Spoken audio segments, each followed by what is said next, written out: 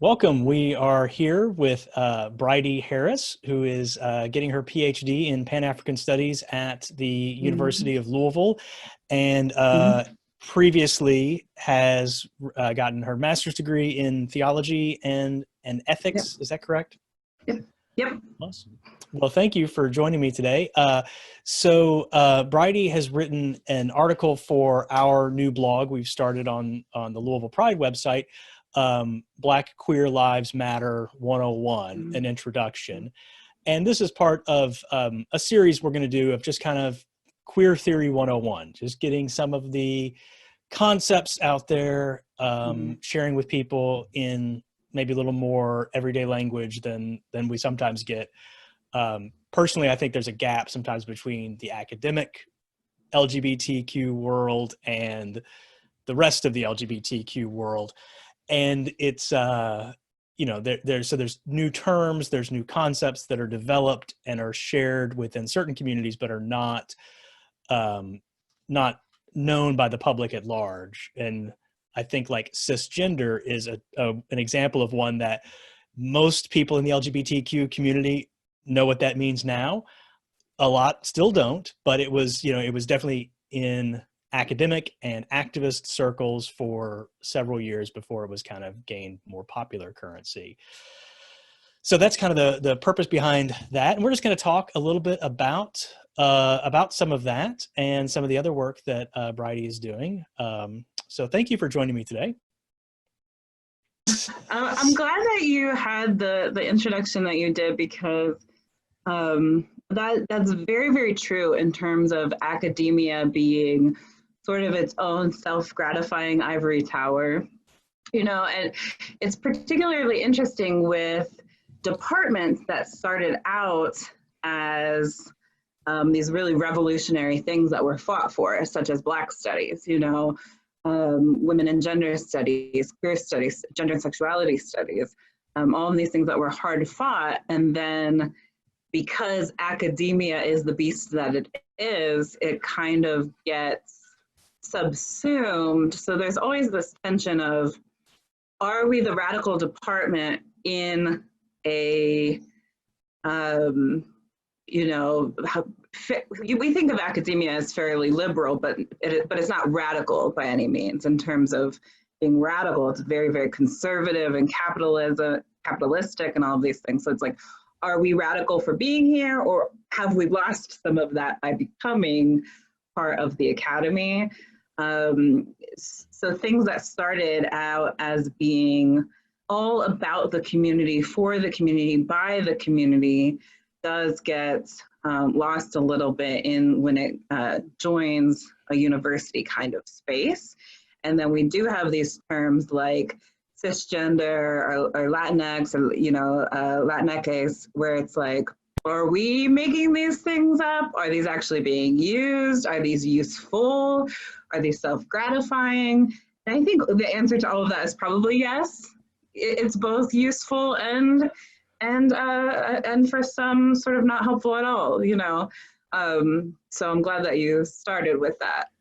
Let me ask you a question about that, and I don't know if this is one you'll have an opinion on or not. Latinx is Mm-hmm. one. Personally, I struggle with this one because I think, to me, it strikes me as very culturally chauvinist for me as Mm. a white person who's an English speaker to go in and fix somebody else's language. Mm-hmm, Your mm-hmm, language is mm-hmm. so gendered. Let me come up with a new term. And the Yeah, vast majority of Spanish speakers I've known in my life have not been members of the LGBTQ community and sure. probably would not appreciate me rephrasing that. And so I don't know. Mm, That's one that I kind of go around with how I yeah, feel about that term. and I'm not Latina, so I don't have a perfect answer for that. But I will say that particular term I've heard for years in activist spaces by Latino community. So I sort of follow the lead there on that one. If others are saying it, then certainly I'm saying it. In Latinx queer spaces, and that one too often is a little bit of a generational divide one too. So I kind of just fall in step with what others are doing. But I've seen it being used by queer, genderqueer, non-binary, Latinx people. So that's kind of my vouch for using it. And certainly in the classroom, I use it with some of that preface that I just gave to you. You know, this is why I'm using it to be inclusive. But if you are not of this community or communities, do follow as you are kind of told or shown. We sometimes think of these communities as being monolithic when they're not. Right. And there's obviously a correlation between people's preferred terminology in terms of African American or Black or people of color or Black and brown people. And there's all these phrases that are sometimes used synonymously when they're not synonyms. Yes. And I think the important thing to remember is just to decenter whiteness. You know, I mean, it sounds sort of basic, but you are going to have very different viewpoints on Black, African American, people of color, Black and brown, BIPOC, you know, all of these phrases that you hear for race, culture, and ethnicity, not interchangeably, but some of these used for all three, certainly. So the important thing for me is to not use phrases like non-white, because it's like, okay, we exist outside actually of whiteness entirely. So there's no need to identify us as the other thing that's not white, you know. Same for, you know, genderqueer and trans people, which I belong to that group as a genderqueer person. Is like, it's not non-cis or like, you know. And then for brown people as well, to make sure we're not just saying, you know, these blanket terms that really are attached to whiteness, such as Hispanic or, you know, any other kind of term that's still mostly speaking about a European sort of identity claim or in opposition, and where whiteness is still sort of being held high. Whiteness is the default. Exactly. That everything's kind of built around or responded to. Right. I think of I remember learning in somewhere along my academic career, a professor talking about the modern concept of atheism is still a very Judeo-Christian atheism, you know, which is fine. There's nothing wrong with that, but it's sort of like, it's not just that there's an absence of a belief in God, it's an absence and a belief in this specific God. And that was kind of an eye-opening moment for me of how you can have something, even when it doesn't appear to be centered, it's still the 0 point around which the whole system is built. Right. I think we do that with like humanitarian kind of things too. Like, it's okay for you not to believe in the Godhead, the white male Christian Godhead of, you know, God the Father, Jesus Christ, and the Holy Spirit, as long as you do believe in the values and ethics, you know, synonymous with that in the capitalistic Christian American sense, then you're fine in your efforts, you know. So yeah, it's all consuming, all of these things. That's a little bit like, you know, it's okay to be gay, just don't flaunt it. This kind of gay. Yeah. I mean, absolutely. We're not talking about femme identities yet. I know you're planning to get there, but that's similar to how I feel about femness, where it's like totally acceptable as like the other thing, the partnered thing with some kind of masculinity, you know, but like two femmes in relationship together, or a group of femme best friends, or a group of femme lovers is like something like, okay, that's that, but it's not even real. It's not even thought of as valid in any way. It's almost not offensive either, only because it's like a non-thing. It's like, oh, there are those girlfriends, there are those friends or those aunties that live together for 20 years. Well, it's like the group of women can be, out at a table and a guy can come up and say, "Are you ladies alone?" Like, there's four Right. people here. Like, no, they're not Yeah. alone. Right. Exactly. That's I want to talk about that and about Mm-hmm. queerness and some of Mm-hmm. this. But I've always thought that this kind of goes back to a conversation we were having earlier. Mm-hmm. But I feel like there's definitely this devaluation of femininity and Mm-hmm. femness and femme identities, and much more so than there is. I feel like there's been this movement not towards gender equality necessarily, but towards more access to the masculine sphere, Correct. which does not inherently challenge patriarchy, No. because patriarchy is built on the idea that to be a man is better to be patriarchy is built on the idea that it is better to be a man than to be a woman. Yes. So naturally women would want to do manly things. Right. That doesn't threaten the idea of patriarchy the way people wanting to do feminine things does. Right. Yeah, I mean, absolutely. You saw this in early women's liberation movement, where white women's liberation movement, where the goal was to gain access to a white cis male heterosexual world, right, and capitalistic world. So the goals are being able to leave children in the house and go into the workplace and wear pants. And it's like, first of all, fuck pants. Why? Like, why? What are you talking about? We don't they have wear pockets. Pants. So they have, right. We want dresses and we want giant ass pockets. That's what we actually want. But nobody asked me in 1960 and 1970. They should have. I was coming just 15 years later, But and then you see that you see that same kind of thing repeated in queer world, where it's like, we can do this, but it needs to be this butch femme kind of thing. And the femme is just kind of like an afterthought. It's a pairing, and as particularly in gay men's world, where it's like, you may not even be gay as long as you're the masculine at the top, so you still have access to this heterosexual, cis, male, masculine sphere, so it's all of these things sort of repeating itself. And it's like, first of all, we need to actually recognize that all of these categories are part and parcel and after effects of white settler colonialism, racial categories, gender categories, categories of masculine and feminine, categories of class and capital. All of these things are direct correlations to patriarchal, white,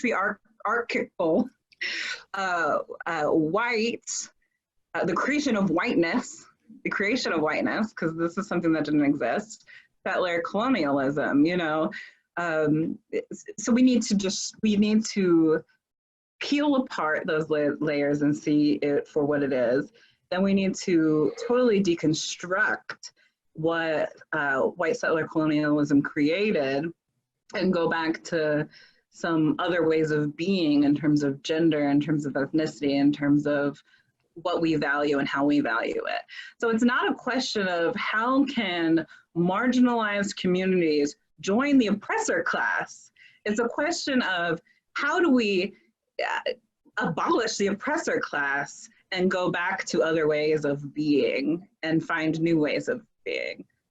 Going back in history and getting what worked and bringing it here and finding what can work now. At the risk of being far too radical, can the oppressors be part of that? I mean, I think that's the Marxist theory, essentially, that like, if you're benefiting from the power structure, and that's really what a lot of well-intentioned ally work in any sphere, it amounts to. Let us help you into the powers that be. We're going to help you get access to this system, but if the whole system is wrong, and you're benefiting from it, it's really, really difficult to actually take action against it. Mm-hmm. Yeah, so I think it really depends on the carefulness of our language. So those who benefit from an oppressive system can absolutely and must be part of this change and move forward with us. But those who decide that they belong to this class cannot, right? So we're not saying, or I'm not saying, because I'm just talking for myself, I'm not saying that individual members of the oppressive class, and class I'm using so broadly here, cannot move forward just because they benefit from these things. But they have a lot of work to do on an individual level to actively decide every second of the day to acknowledge the ways that they benefit, to disembark from the ways that they can remove some of that privilege, to leverage that privilege, to choose other ways of being, right? To actively be anti-racist, actively be anti-patriarchal, actively decide that capitalism is a harmful mode of operating, you know, so it's going to be a serious choice. So what we need to totally abolish is the systems, not people, not individual people. And because American culture is so individualistic, that it's really hard to explain that to people because they immediately go into a defense mode. And that's when you hear things like, I'm not racist, I'm a gay man. I was poor growing up. I couldn't possibly have white privilege, you know? And it's like, we're not individually saying to you, Matthew, you know, or whatever, that your life has not been difficult. Actually, your life has probably been difficult because of the same systems that we want to rid ourselves of, you know. But we're saying race here particularly is not one of the things that is hindering you, you know, or ability, or, you know, whatever the categories may be. So to answer your question really longly, if longly is a word, yes, individuals must and should come with us, you know. Let me ask you about the term queer. We were talking about the term Latinx earlier. I've often thought the term queer is not necessarily the best umbrella for the LGBTQ community, because I think it implies a political identity. I think it implies a lot more information than just being lesbian, gay, bisexual, transgender, queer, questioning. How do you feel about the term queer and the way it's used, and when it's used by people who are not queer?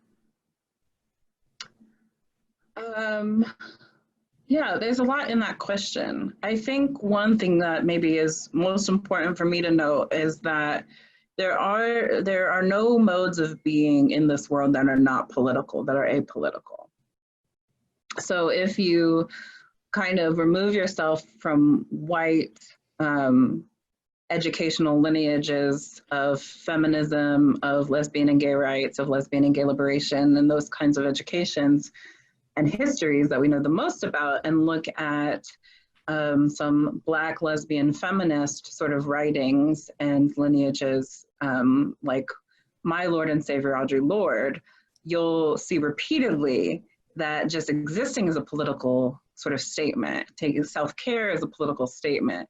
Every languaging and word that we use is a political statement. So really, yes, queer is absolutely political. Black is political. Latinx is political. Gay and lesbian were absolutely political at the time. And now we kind of think not much of it in terms of those words themselves. So to just that piece, I think we need to think much more broadly about what it means to be political or apolitical when we're talking about identity and lived experience. To the next piece of that, I think it's helpful just in writing and research to have some of these umbrella terms, but they absolutely don't work in any sort of real sense, particularly because they do have these things about them that only work for those using them. Older people in our communities don't necessarily attach themselves to queer because of the way it was violently used against them. Younger people than I may be using words that I don't even know and haven't heard of, so they might think that I'm like fuddy-duddy for even saying queer. We don't know. I mean, the fact that I just said fuddy-duddy,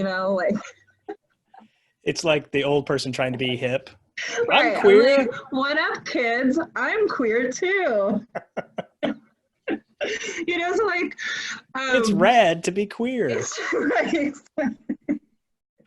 Exactly. And they might be like, dude, we're using lesbian again, so just drop it. Like, right. Gay has come back as like a catch-all term. Actually, back to Bulldog. So just your outfit, It's funny to me how many. Back to Bulldog.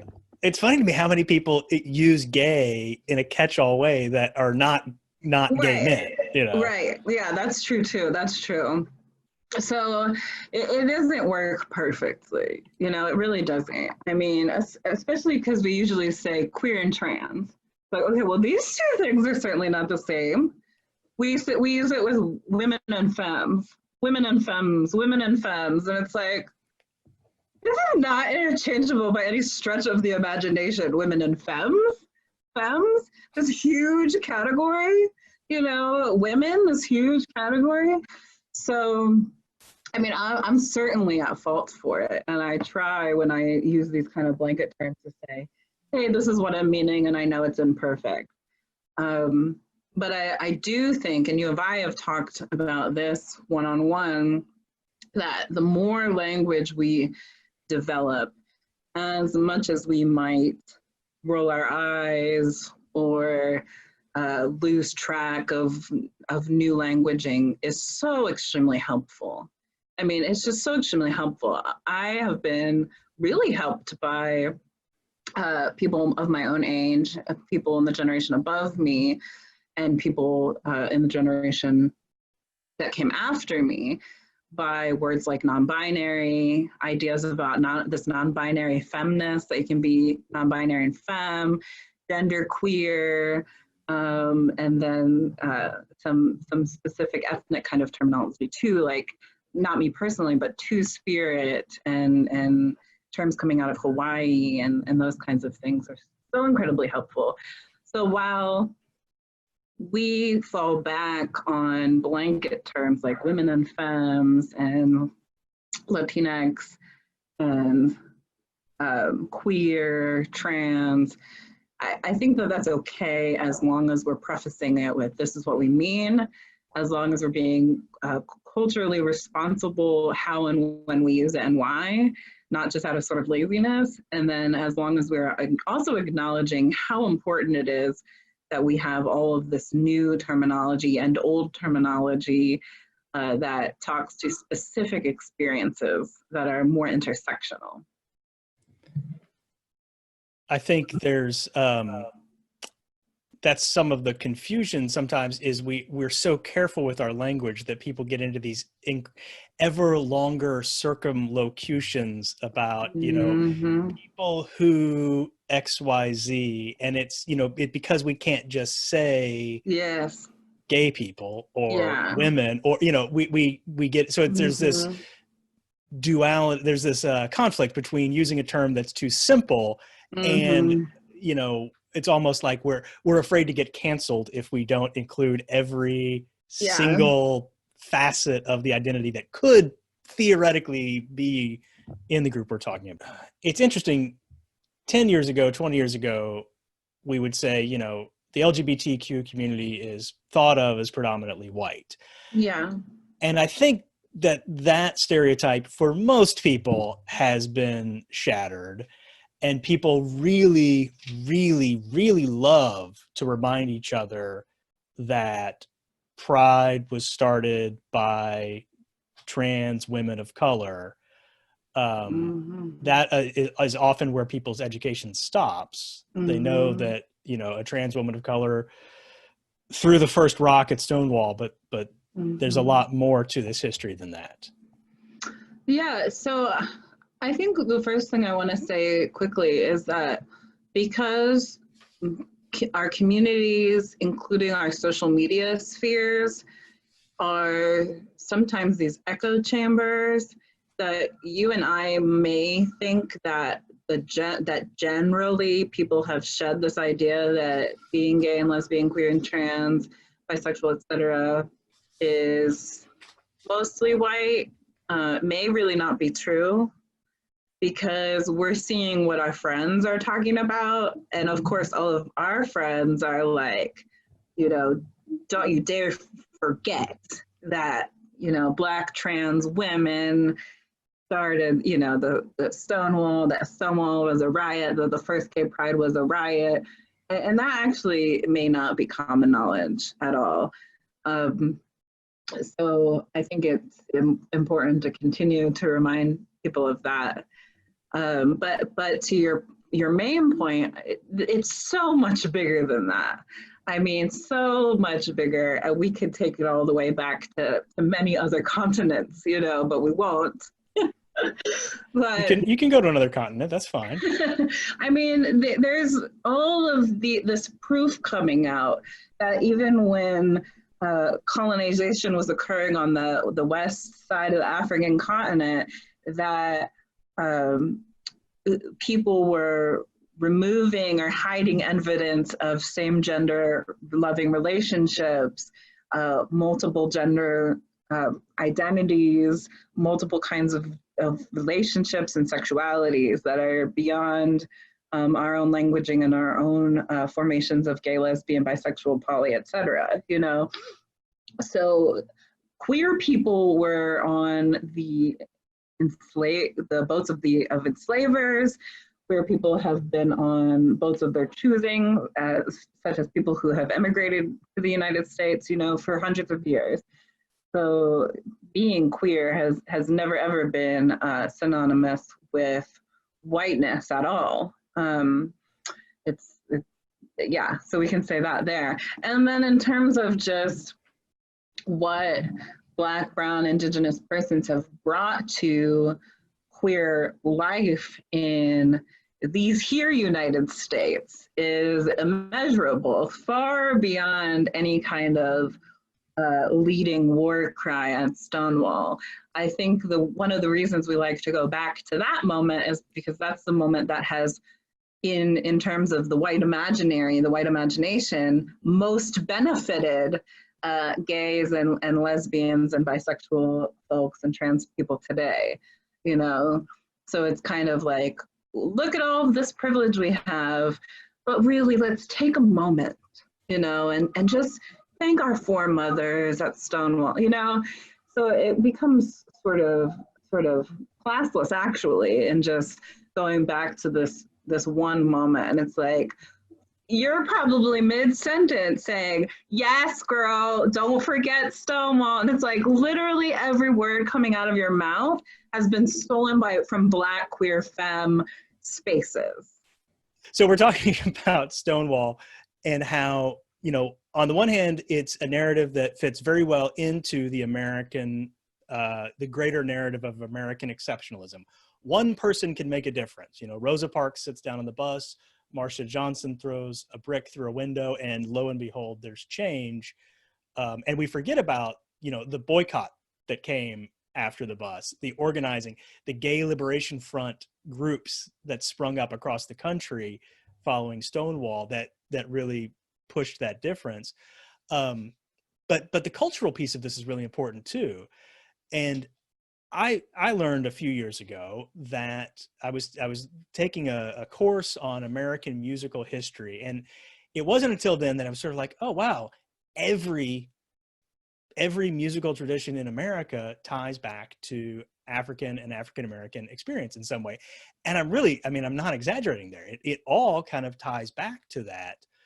And that's very similarly the case in queer and LGBT culture, that people of color and Black people, and particularly Black people and people of color in the drag scene and the ballroom scene, have been a driving force in that culture. And what sometimes we perceive down, we're sometimes consuming culture that's 2 or 3 steps removed from that. So we have no idea, we have no idea that that's where we're listening to or watching something that's a reaction to someone else's reaction to what was going on in that. I don't have a question there, but am I right? Is that true? Yes. Yes. No, I mean, more than a part, the ball scene, houses, drag balls, this is something that started in the Harlem Renaissance, and then which was all Black queer, Black gay men, Black queer people mothering other, Black queer folks. And Black women. I mean, the Harlem Renaissance was queer and femme. Are we cursing? I didn't ask you ahead of time. PG-13. Queer and femme as F, The F, of course, standing for femme. The F standing for femme. Yes, thank you. So and then there's a revival of this a few decades later on the coast, where again, Black and brown youth, majority in city spaces, in coastal cities, majority experiencing poverty, racism, police brutality, homophobia, transphobia, femmephobia, join one another in a alternative to the violence of their community on home spaces and the violence of the outside world, and create new languages of speaking with one another, new modes of being. So again, how Black gay men are sort of mothering a new generation during the Harlem Renaissance. We see drag moms, house moms, mothers and fathers who are taking care of young Black and brown youth in these communities. And through that, I mean, all of this symbolism and signification comes with words that we now use today as if they have no political meaning whatsoever, with costumery and fashion, and a subversion to high grotesque forms of capitalism, things that were so unachievable suddenly become queered and subverted to actually signify these spaces. So you get the House of Dior, right? Or the House of Chanel, So these become ours suddenly. And these violent spaces actually become very safe spaces with alternative kinds of mothers and fathers and children and fashion and ownership and language. So then now you may go into any sort of predominantly white bar across the United States and hear some of the same language and some of these same events without any person of color in the room, and with no awareness or worse, intentional removal of those who actually began this, and it becomes reclaimed. And I think that there's more and more knowledge around this with some of the new, certainly with social media, and then some of the new shows and movies that are out there and highlighting some of these scenes and the histories of them and the importance. But even so, you see a lot of this kind of appropriation under the guise of appreciation as well.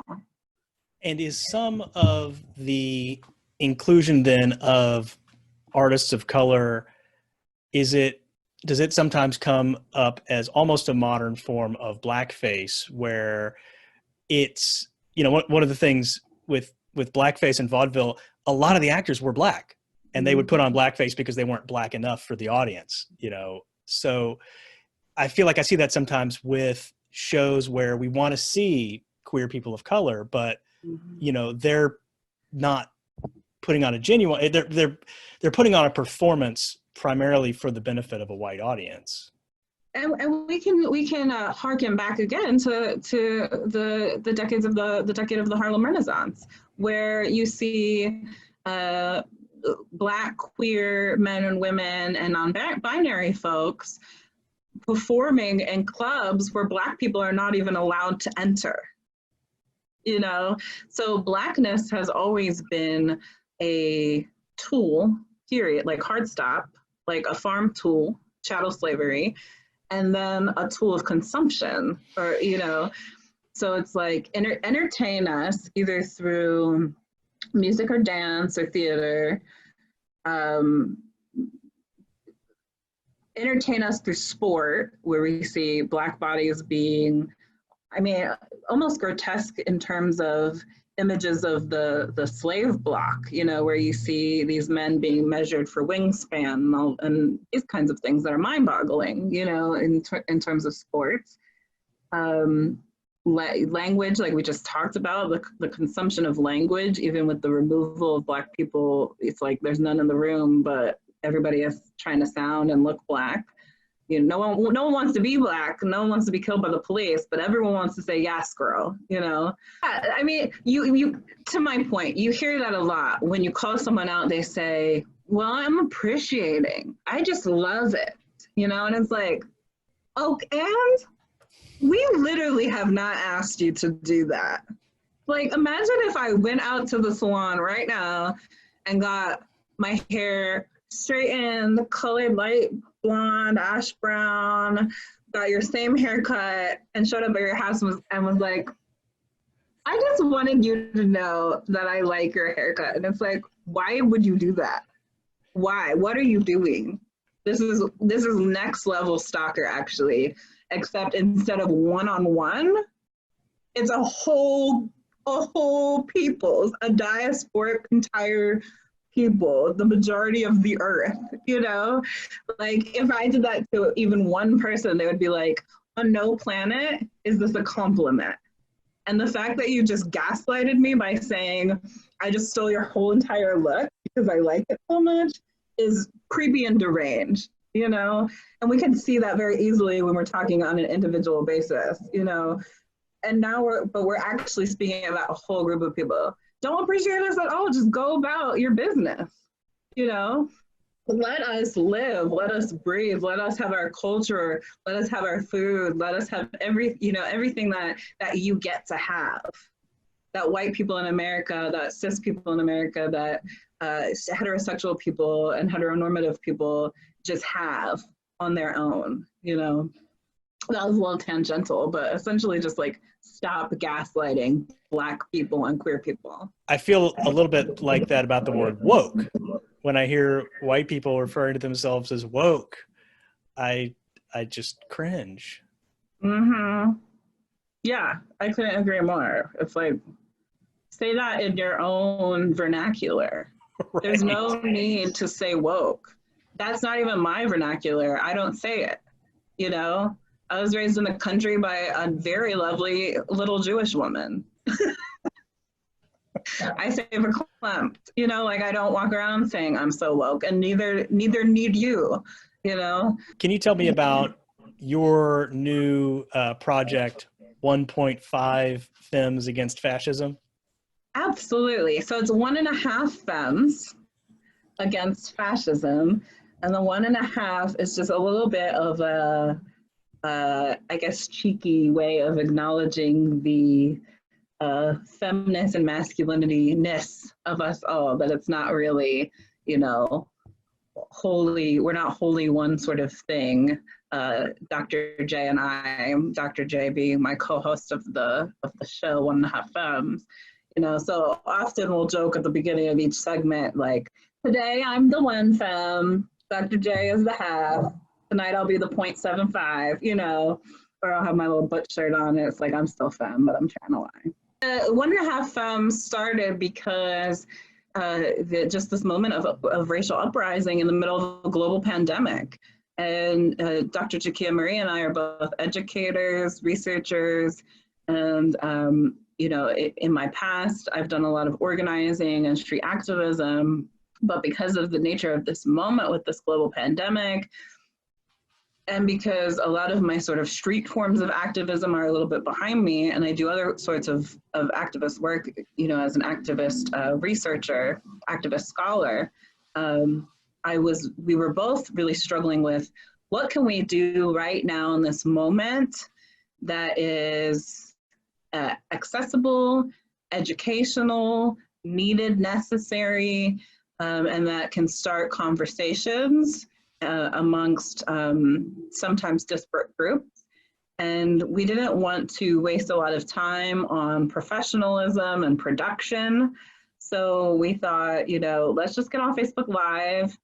We joked for a long time that we would have a podcast, and we had all kinds of names. You don't want to know all of them, but the most wholesome was 1.5 Femmes. And we added against fascism because F fascism, and again, the F stands for femmes. And we, you know, this all happened the day before our first segment, essentially.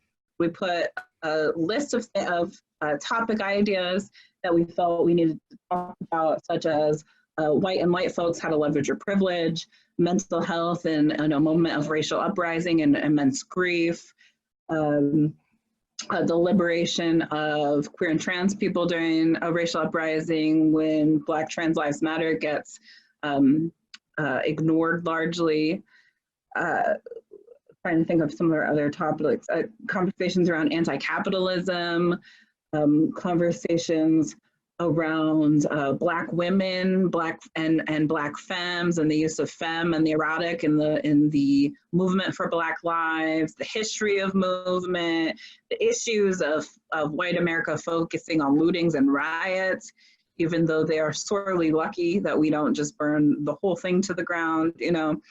So all of those kinds of topics. And what we do is we have usually about 2 guests or conversation partners join us for each segment who have some lived experience and or professional training in that topic. And we just have a very casual conversation fishbowl, and then people join us live with questions, and we try to get to their questions during the show, and they're usually about an hour and a half. Do you feel like this response is going to have lasting staying power? So I think often what people forget when there is a moment like this, they see it just for the moment itself. They don't see how this moment is one point on a long history of the movement for Black lives, which includes the revolt of enslaved persons on the continent, throughout the Caribbean, in the middle of the ocean, the Atlantic, you know, on plantations, enslaved revolts on plantations. It includes resisting Jim Crow, resisting redlining, the entire civil rights movement, the Black Panthers, you know, Black queer movements. It includes Stonewall, because that is part of the movement for Black lives. It includes, you know, all of the protests around the events of Ferguson and the formation of Black Lives Matter, which is also a Black and queer movement moment for the movement for Black lives. So there is always forward movement. There is always change. This is certainly going to create change. This has already created change. I think one thing that activists, organizers, and most people who just experience life as a racialized person in the United States, what they know is that those who believe in freedom cannot rest. So while there is constant movement and constant progress, there is also always more right over the next mountaintop, you know? So it's, especially during the civil rights movement, there was a lot of talk of a certain particular place that we're going to get to and everything is going to be well, this beautiful land. But in, I think, reality, it's like, yes, okay, we've made some of these benchmarks, but what we're really calling for is the total destruction of white supremacy and fascism and patriarchy and homophobia and transphobia. And here's my cat. So I don't know if I'm answering your question as much as I'm just saying, yes, this moment is going to have long lasting effects. And also it is one moment in a long history of Black protest and Black education and Black efforts to improve Black life here in the United States, throughout the diaspora and on the continent. Thank you for joining me. I feel like that's a good stopping point. I think we've kind of been we've hit a lot of topics today. I don't know if I got to any of the questions I thought I would ask, but it's been a great conversation, and we'll probably come back and do another one. When and how can people enjoy 1.5 Femmes Against Fascism? You're on mute. 1.5 Femmes Against Fascism, or as we call it, 1.5 FAF. And by we, I mean, I just literally only said that just now, so I hope it sticks. Dr. J, if you're hearing this, we call it 1.5 FAF now. 1.5 FAF has an Instagram page, so you can find us at 1.5 Femmes Against Fascism on Insta, or the best way is our Facebook page, so 1.5 Femmes, plural, Against Fascism on Facebook. And it's from Facebook Live that we do our segments, which happen about every other day. So yesterday we did one on mental health in the movement for Black lives. And then tomorrow we'll be speaking with a painter and multimedia artist, as well as a poet and organizer, talking about the uses of healing art and song in protest. Thank you very much for joining me today, Bridie. Thank you so much for having me.